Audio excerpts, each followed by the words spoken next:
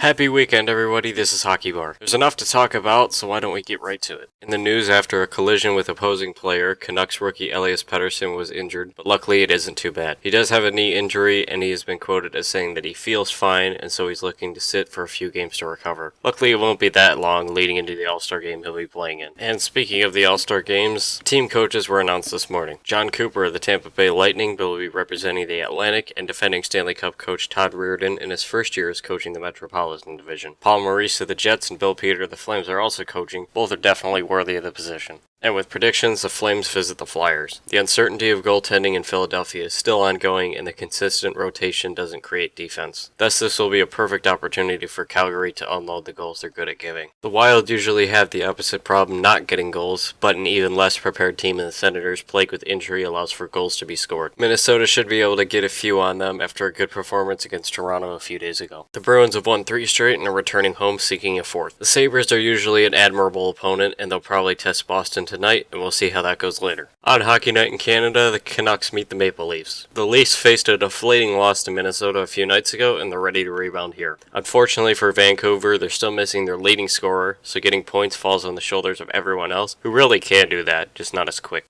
The Predators are playing back-to-back days coming up short in Detroit last night, and they desperately need a win here to keep themselves from losing more and more. The Canadiens, however, have been very good lately and have won their last 2, looking to get a 3rd. Columbus's winning streak ended recently, and they want to get started again. Fortunately for them, the Panthers haven't had much recently. Yandel and Ekblad haven't been scoring as much as they did early in the season, and the lack of offense could be costly. 5 wins in a row for the Islanders, and maybe more to come. Against St. Louis, it's possible. Despite St. Louis being energized from a huge victory a few days ago against the Capitals, they've been ready to go, and the Islanders are ready for a quick game. The Oilers are picking up from losing a lot too, and the Kings are a beatable team. Guys like Nugent Hopkins really need to start scoring again, picking it up so they can stay afloat. And lastly, the Lightning and the Sharks. 7 in a row for the Lightning and no end in sight, but I think it could be tonight. I predict overtime and the Sharks coming up on top at home. With stats, Kucherov leads with 69 points and 49 assists, Ovechkin with 30 goals, and Giordano leads with a plus-minus of plus 29. For goalies, Leonard leads with a 213 goals against average, Campa leads with a 93 save percentage, and Fleury leads in wins and shutouts with 26 and 6. Thanks for watching Hockey Bar today. If you haven't already, make sure you subscribe to stay up to date. Again, thanks for joining us today, and we hope to see you soon.